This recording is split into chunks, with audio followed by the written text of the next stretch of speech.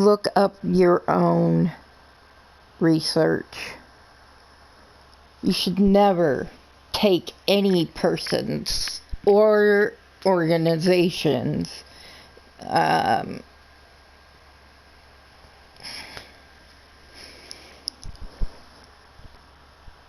opinions to be your own without thinking about it and looking into it.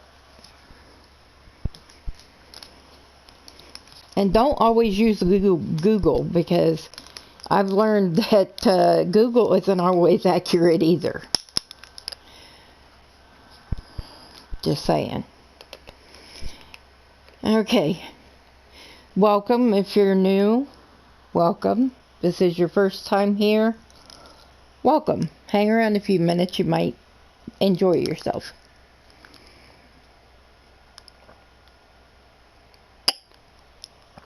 Excuse me. You have to pardon me every few minutes when I take a drink. I'm on a lot of medicine and my mouth is always dry.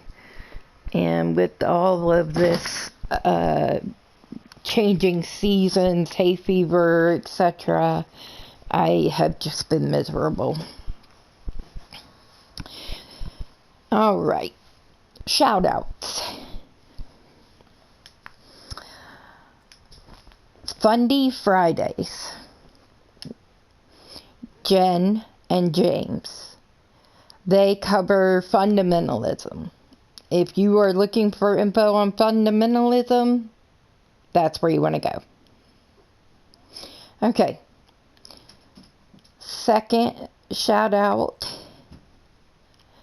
is for a newer channel to YouTube, Heidi Coverlit. And Heidi, I promise if I am butchering your last name, I am so sorry, sweetheart. It's nothing against you. Heidi recently posted her engagement video on her channel. She's engaged to Timothy Rodriguez. Yes, Jill and David Rodriguez's oldest son, Timothy. So, and I know I've probably left this in a couple other places for them, but once again, congratulations to the happy couple. And last but not least, Claire Bear and her channel Clear View. She usually has some really good panel discussions. So just if you get time, just slip over there and say hi. Oh, something I forgot in my welcome. If you're part of my old school RuneScape clan, the Frog Army, leave us a thumbs up and let me know you was here. That way I know who's interested in hearing about it and who ain't. Okay. Now, there's going to be a trigger warning on today's topic as well. Today we will be discussing the Titanic. And what I have in mind is based on two documentaries, the first of which was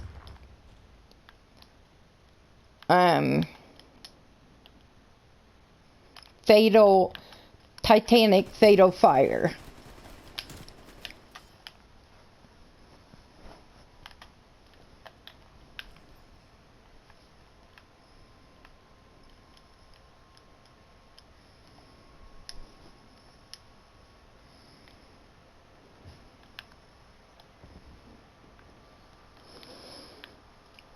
And the second one is Titanic, The Shocking Truth. Okay, now as you know, I always say I don't want this to become a political or religious channel or a history channel. I have covered everything from true crime to wish lists that help you buy the right gift for your grandmother for Christmas, her birthday, etc. Okay. And I'm thinking about doing one coming up for Halloween. Which candies are the best for grandmas to keep to give to their grandkids?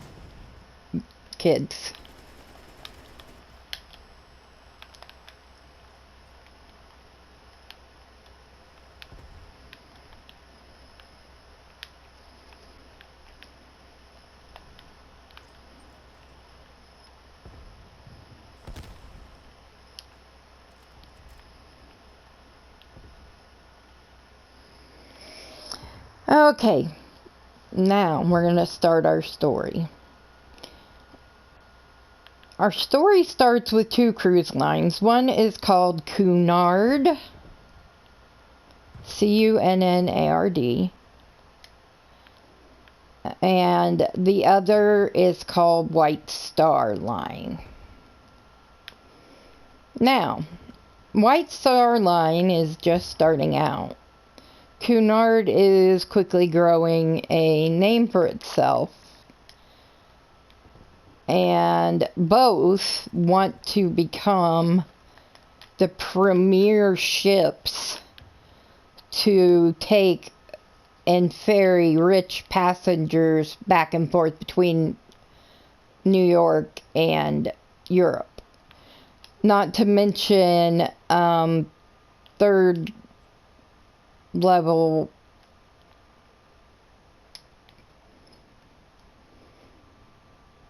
accommodations for immigrants looking for a new life in the new world.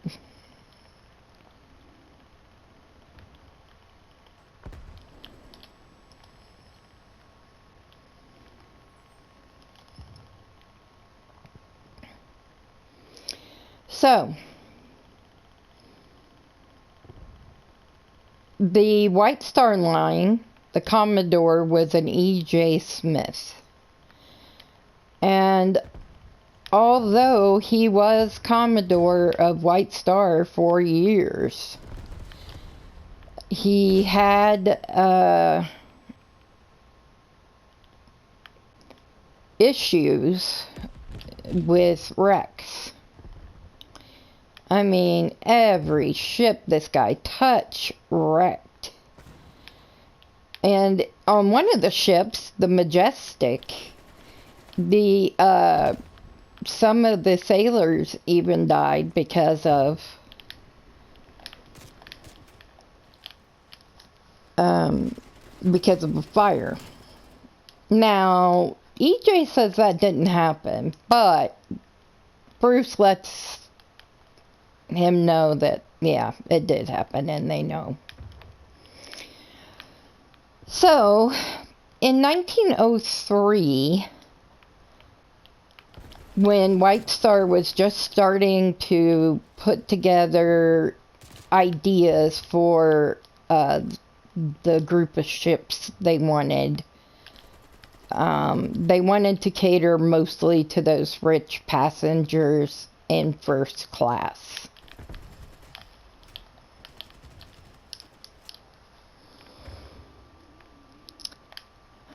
So,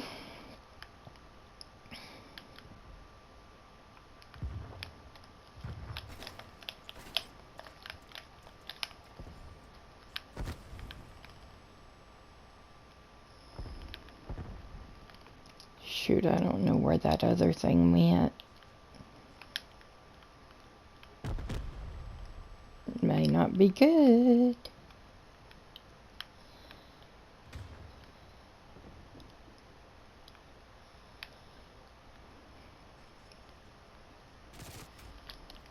Told you. So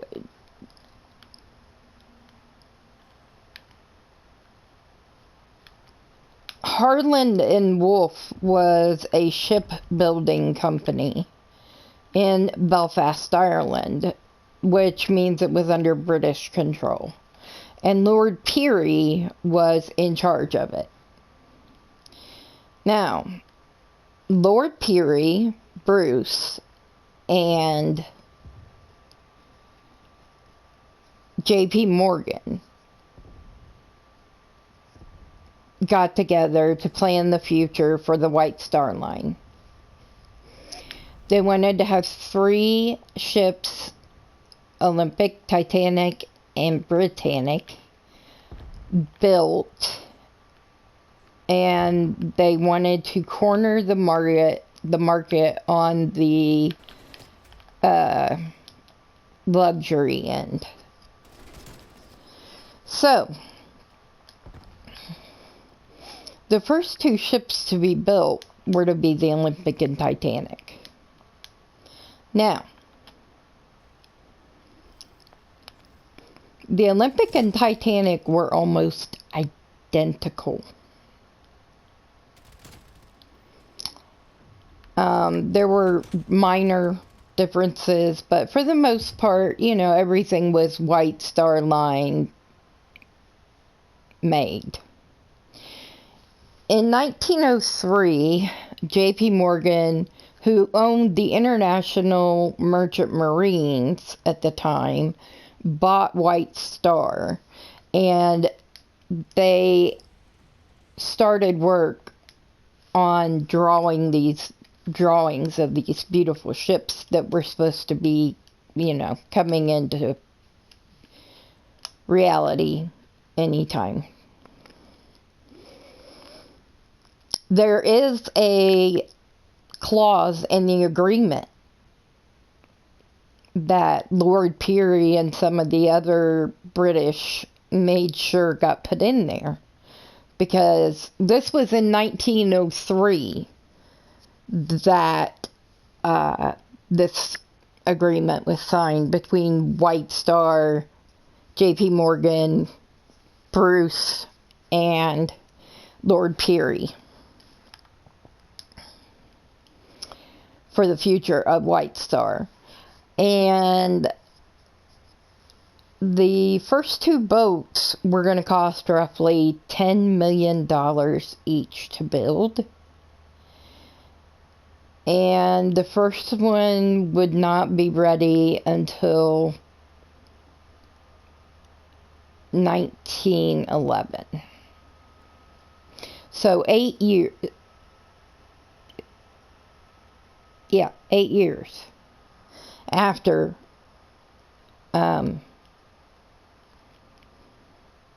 J.P. Morgan decided to buy White Star.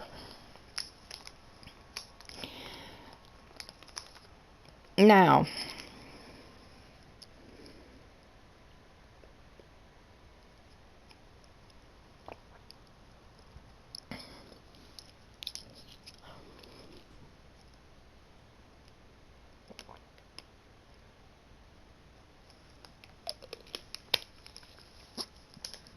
White Star finished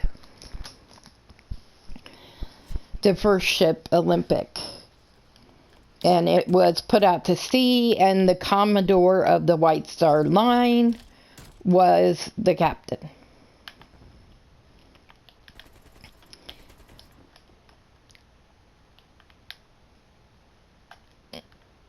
And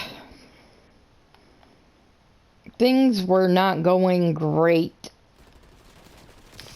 from that time with this Commodore captain.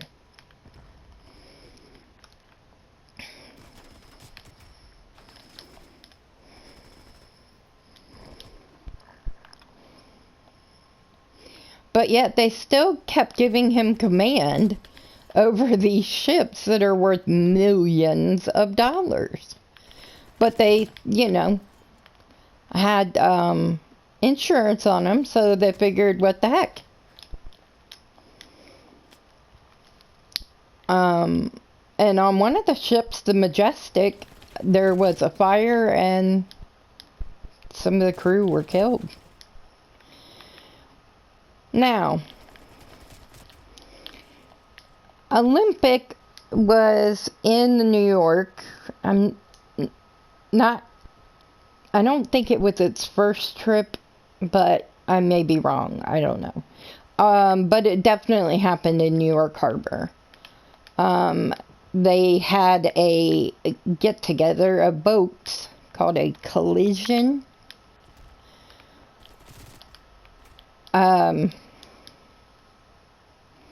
With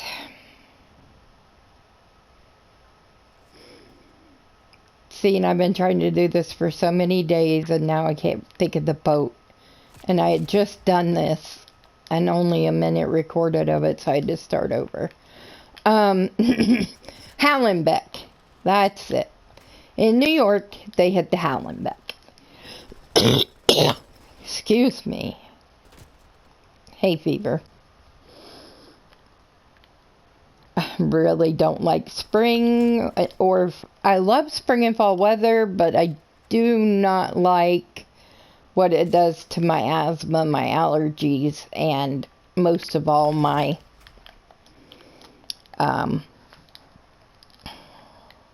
hay fever.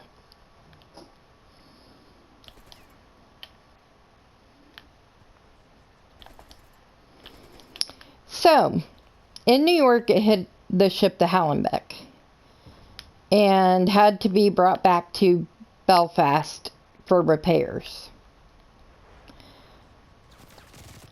After it was repaired, it was taken to Southampton to the docks and was to set sail from there. Well, she had another collision, this time with the British ship HMS Hawke. Now,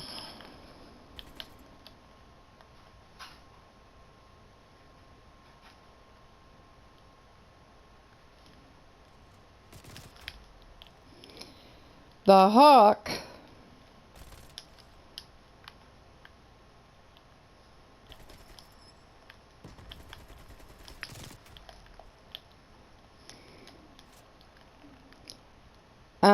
it looked like, from bystander perspectives, that the Hawke caused it, because the Hawke was the ship that was moving toward the other ship.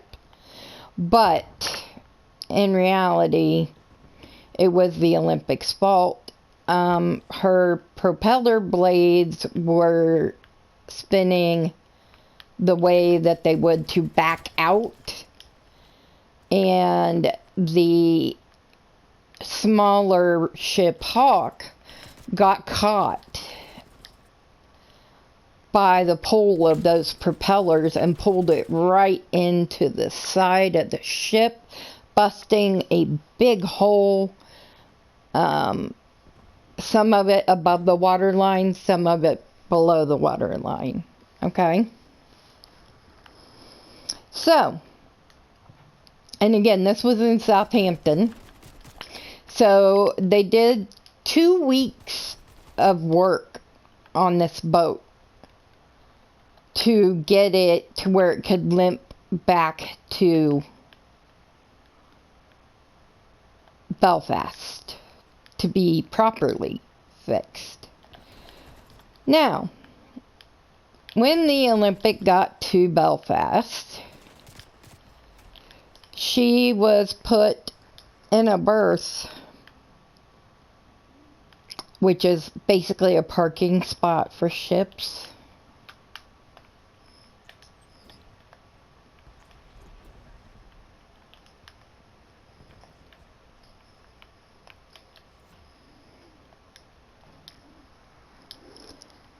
Right next to the Titanic, who was being built. The Titanic was slated to take its maiden voyage in April of 1914. And this was in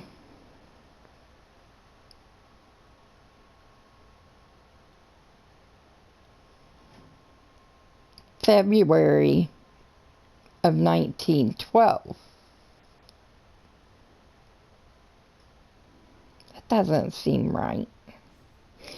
Anyway, the Olympics career went from 1911, 1911 to 1933.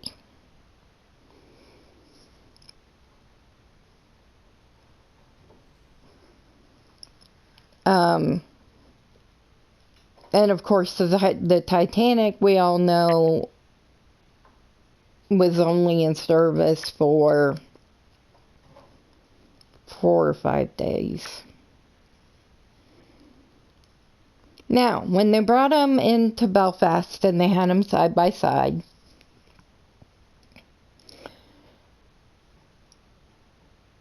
their names had been carved into wood. When you were a kid, if you're a Gen Xer, some of you youngins will have to look this thing up. They would give you this hot, it looks like a curling iron, but it had like a pointy or edge like a Phillips head screwdriver at the one end. It wasn't a soldering gun, but it was something similar. And you could literally carve names into wood with it. And both ships, that's how their name was put on the ship when it was made. Now, on the top deck, the Olympic had 16 portholes evenly spaced. And the Titanic was supposed to have 14, and they were also supposed to be evenly spaced. But sometime between Titanic being in Belfast with her sister to when she puts out to sea,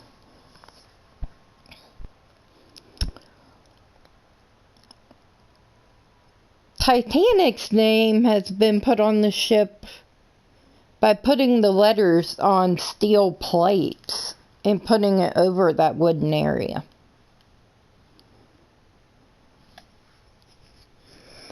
Now, before the Titanic ever leaves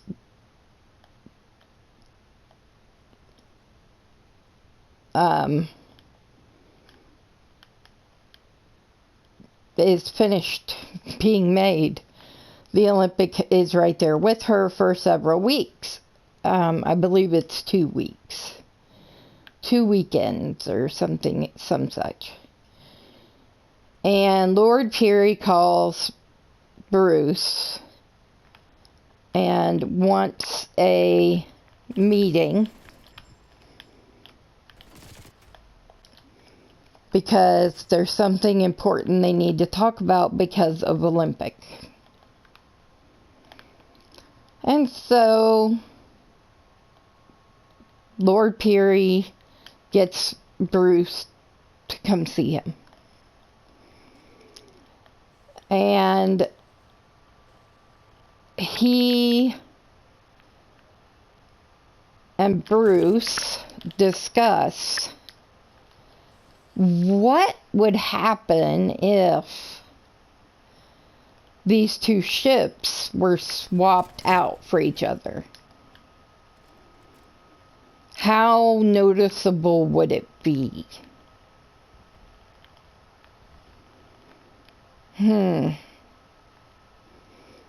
Because the Olympic will never pass another test to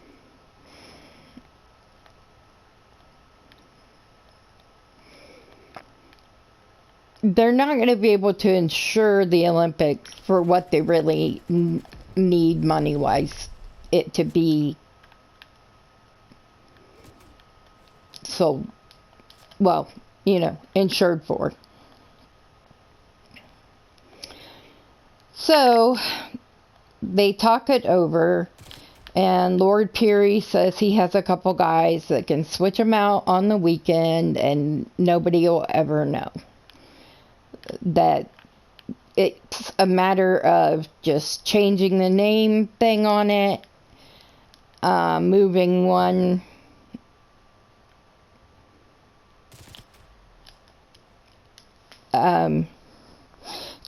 Changing the name on it. And they would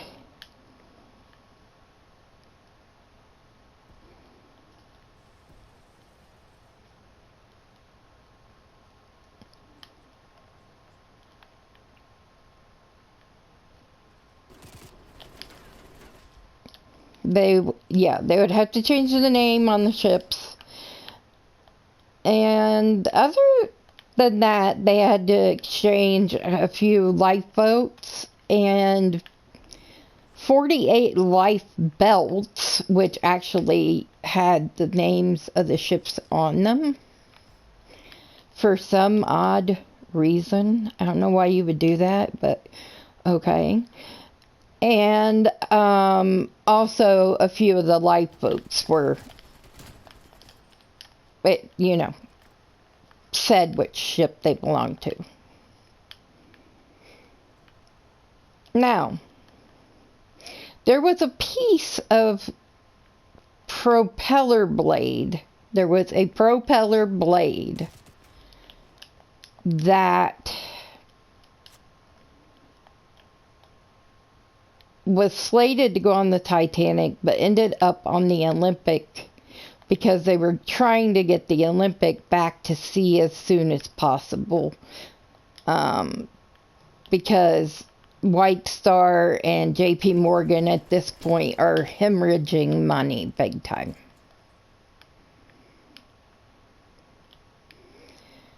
And in order to make some money, they have to get Olympic back on the sea, and they have to get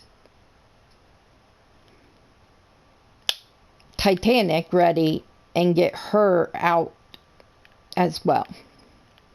Now, before they put the Olympic out to sea, they had open houses and there were tons of interviews with the crew and everything on the Olympic. Now, in 1912, and I made a slip earlier when I said 1914. No, it was 1912. So, in 1912, the Olympic was being fixed from its crashes. And Titanic was being built.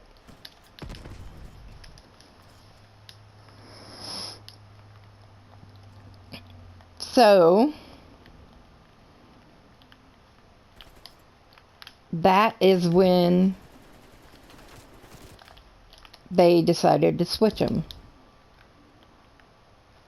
Like I said, they could no longer get the insurance coverage on the Olympic that they wanted and needed.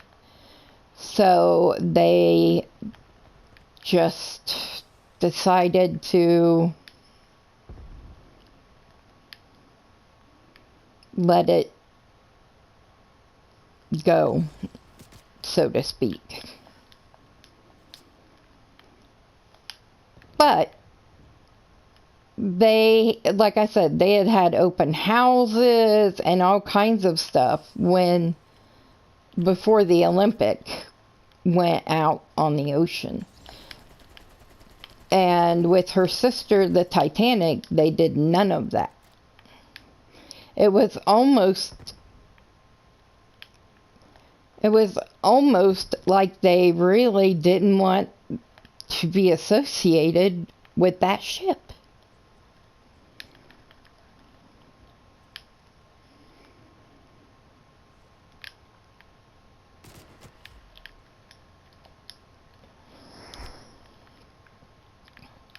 So we've used a boiler, not a boiler plate. Daggone it. We've used a propeller blade on the Olympic that was supposed to be on the Titanic. And the number on this part was 401. Now,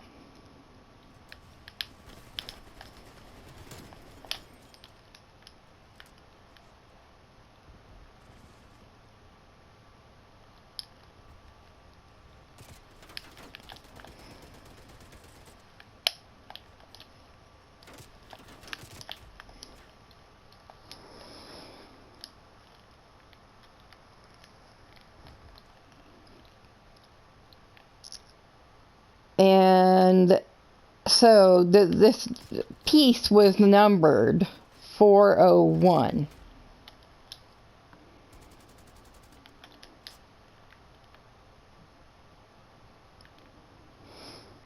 Now, they were really in crunch time. And this is one of the reasons that they probably did what they did in swapping the boats. Because not only could they not insure the one, but if they could crash one and get rid of it and get insurance paid on it, knowing full well that was not the ship that they insured, that was a ship that could not pass any Board of Trade tests or any of that.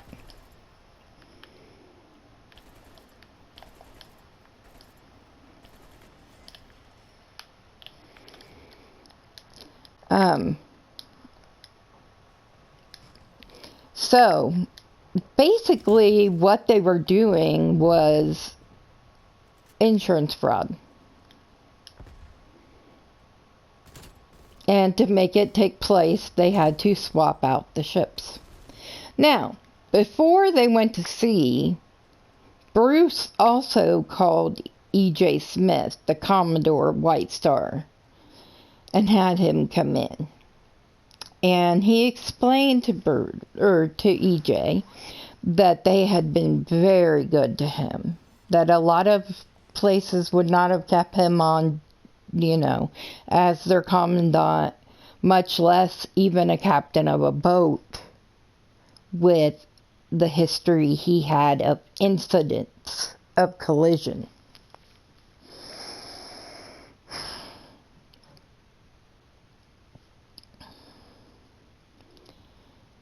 So Bruce tells him that he's hired a man with a boat from another line.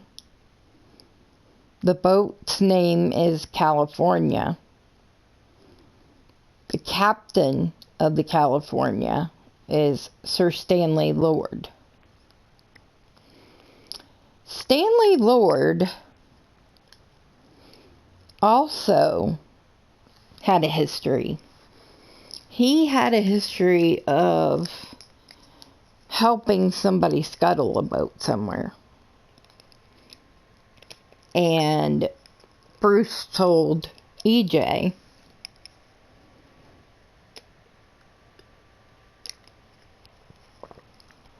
this guy really can be trusted. He's done this before. Matter of fact, he did it so well before he got a commendation.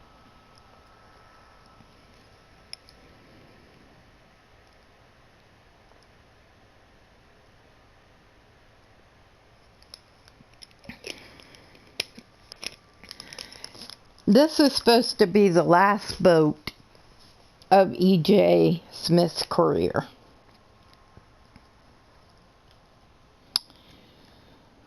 About a week before Titanic set sail, there was a noticeable fire in one of the coal bunkers. Now, the coal bunkers on these particular ships were 3 stories high. So they were pretty massive. And Britain was in the middle of a coal strike at the time. And I believe so was America. Because that sounds about like the time that the United Mine Workers was having trouble. So ships were having trouble getting coal and getting decent coal for runs across the Atlantic. So,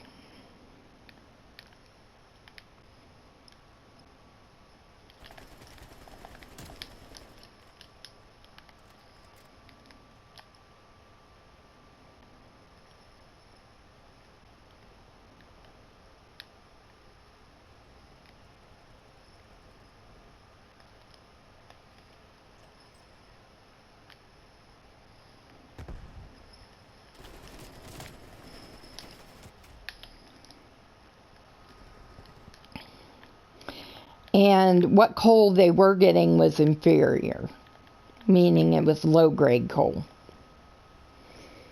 And the low-grade coal can self-ignite easier than the high-grade coal.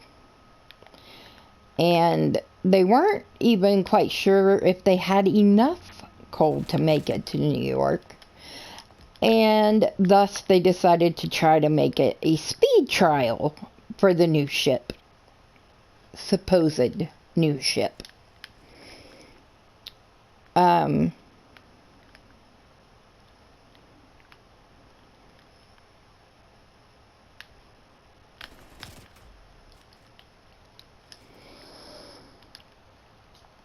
So you had that going on too. And the firemen, these were the guys who stoked the engines with all the coal. The crew that they had that worked from Belfast to Southampton, only 8 signed to stay on for the rest of the trip to America. The majority of them got off the boat in Cherbourg or Queensland, Ireland, to avoid being on this ship with this fire in the coal bunker. Although at the inquiries, we were told that coal bunker fires happened all the time and were no big deal. But they finally got a fireman, what they called a fireman, which, like I said, was the guys that shoveled the coal into the furnaces.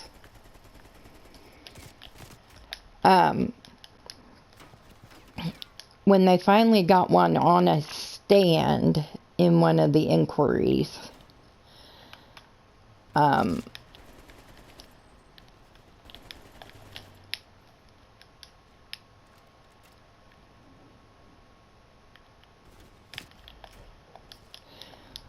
he said that he had been a fireman on boats for like 5 years. And he had never seen a coal bunker fire on a ship in those 5 years at all.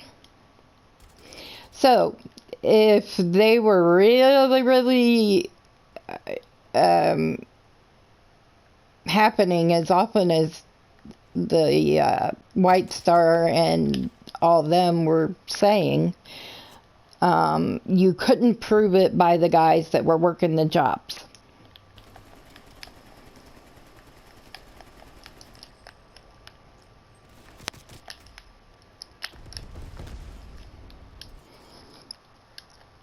And so that is why they had to hire a whole new crew at Queensland, because the majority of them were not going to stay on the ship. They had already made up their minds. They were not going. Not with a bunker, not with a coal fire in a bunker. Now, when the Titanic left Belfast, the electrical engineer took pictures of the ship leaving Belfast for Southampton. And they got put in his attic, and they were not found for 100 years. When they were found, the coal bunker fire, you could clearly see a 30-foot mark on one side of the ship where this fire was. Now, if you were someone, say, who was a millionaire, and you were getting ready to board a ship, and you find out there's a fire below decks, are you still getting on the ship? I'll give you my answer. Heck no. No. So they were trying to keep it all very hush-hush and deal with it and take care of it. And they were going to try to speed as much as they could to try to get into New York fast so that it wouldn't become as big an issue, maybe. So,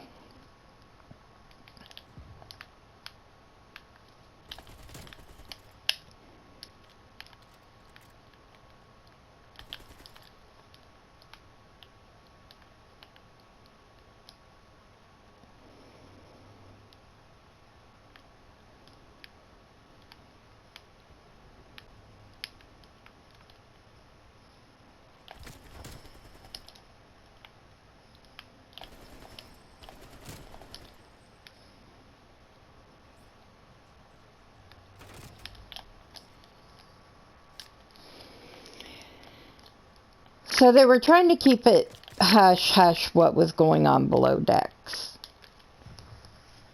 And you have to remember that the Olympic and the Titanic, like I said, they were very, very close to being identical. And the Titanic was the biggest man-made object at the time of her maiden voyage.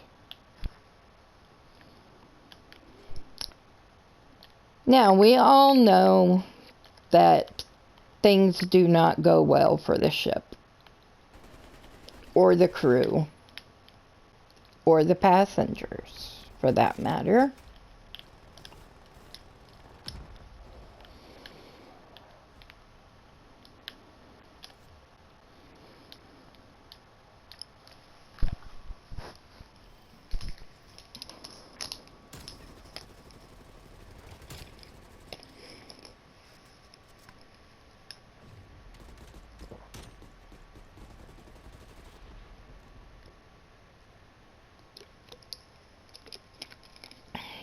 Now,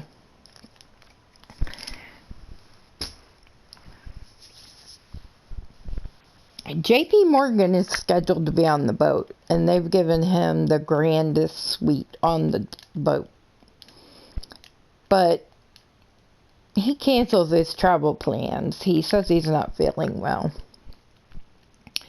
But a couple days later, they found him in southern France at a resort with his mistress, and his health seemed just fine. Now,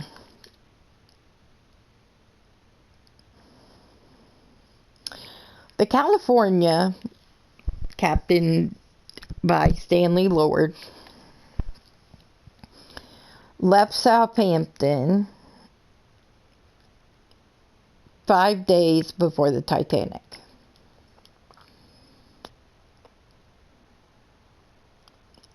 So somewhere around the 5th or 6th, 7th of April, 1912.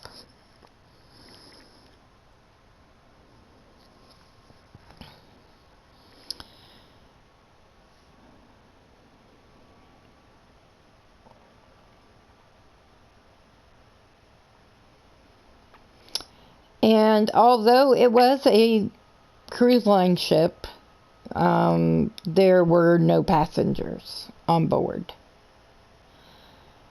Instead, she had a cargo of woolen sweaters.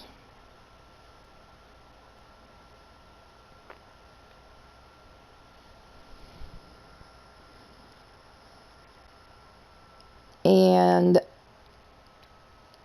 when the Titanic set sail from Queensland, which was their last stop before going to New York,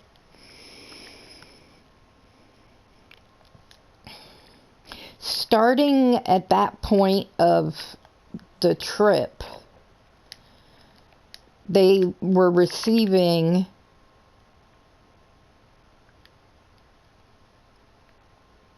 Morse code messages.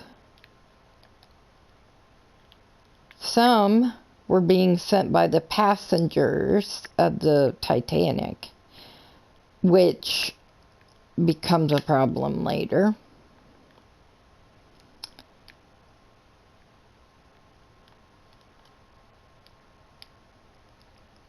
Interestingly enough,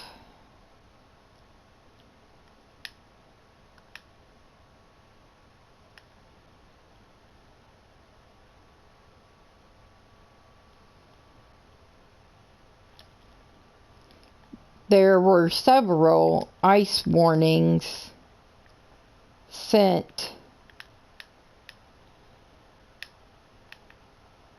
by the California to the Titanic.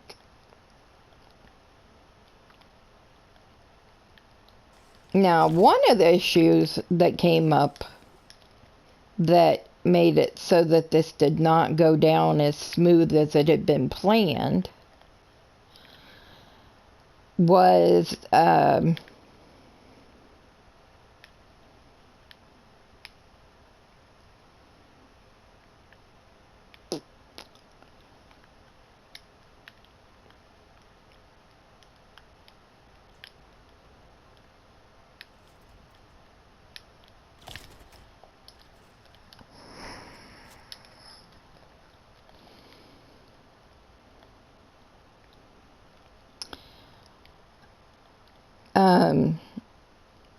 one of the first problems that arises and puts what's supposed to happen in jeopardy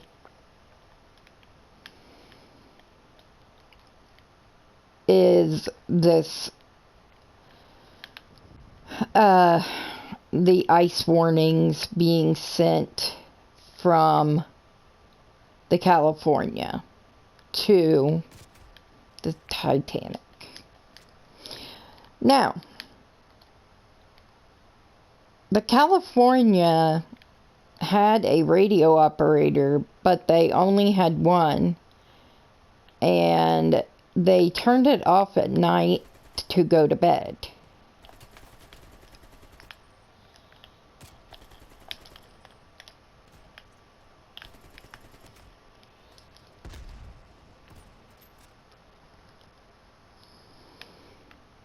Because they only had, I want to say, one guy who could actively translate the messages, and one guy who could get maybe every...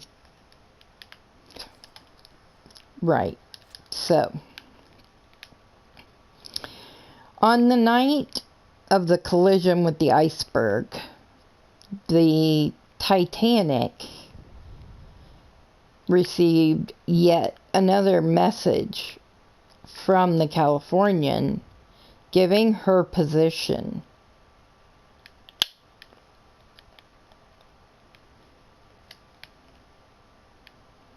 Now, the position that she was given, Titanic could have easily took the boat to her while it was injured and saved the people.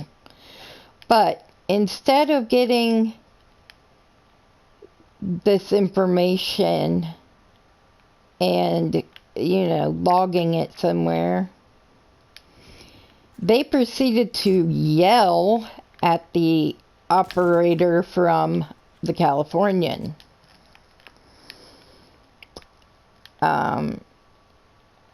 We are on with Cape Race. We have a lot of work to do. Stay out.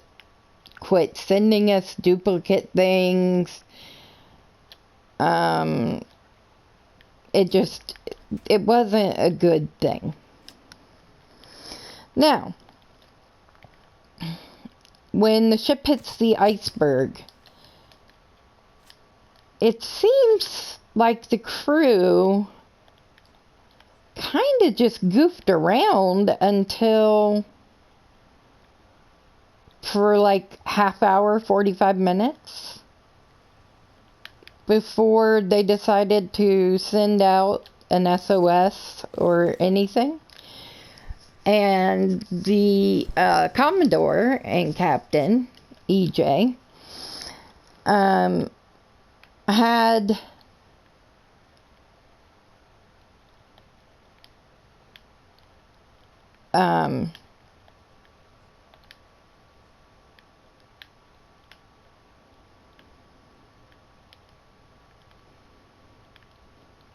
Fourth Officer Boxhall get a chart made where their position was.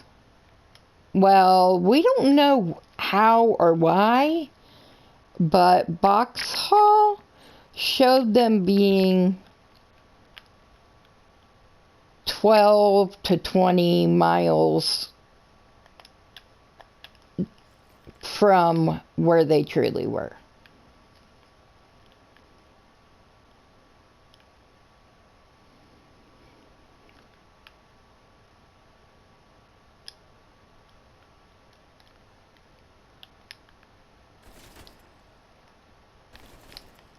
So, you've got the Californian, you've got the operator in bed, no secondary operator to work nights.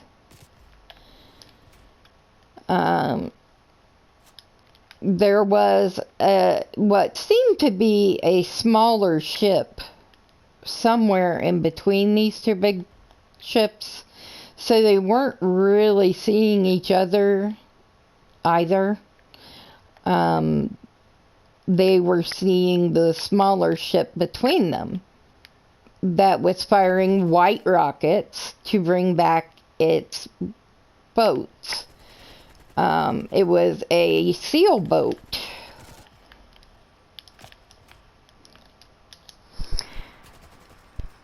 That was immersed in illegal activities.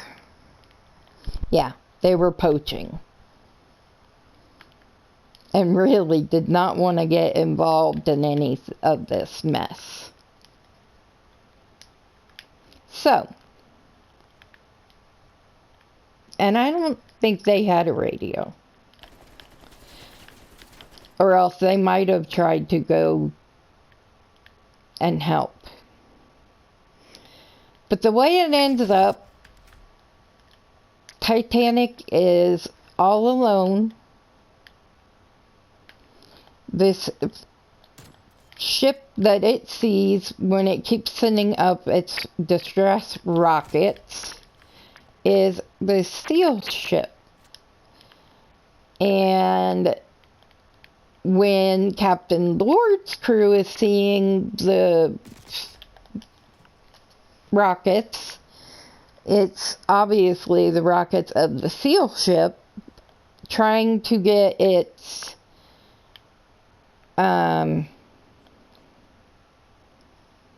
boats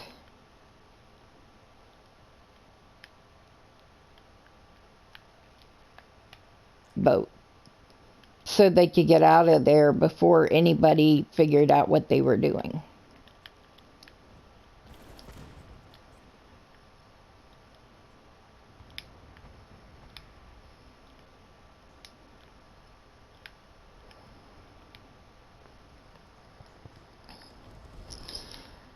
So somehow the Titanic and the California were too far apart, and with that other ship being between them and the curvature of the world, they just were in different areas on the horizon and just literally could not see each other. And that's what we mean when we say man errors actually caused what happened, not just, you know.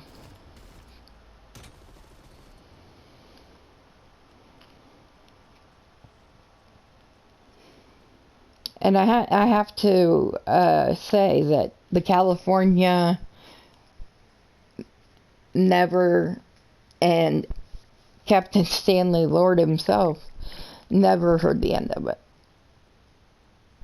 Even though the way it seems that ship was going to fail and not make it anyway.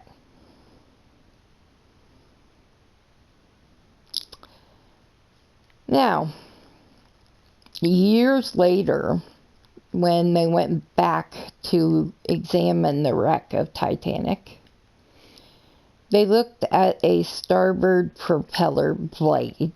It had a 3-digit code on it. The first digit was rusted out, but the last 2 numbers were clearly visible, and they were 01. The other thing that they noted was that 2 of the steel tiles that were bolted onto or riveted onto the ship with the name had came off and were lost at the bottom of the ocean in the sand and such. And so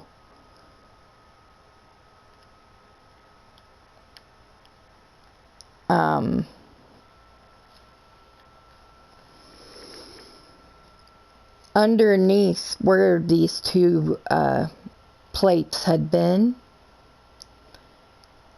you could see MP carved in a wood part.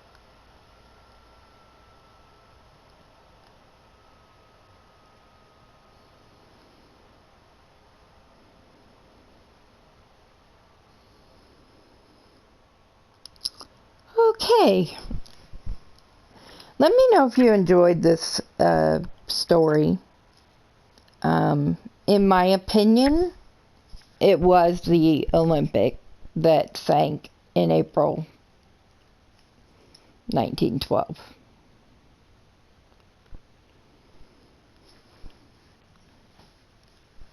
Let me know what you think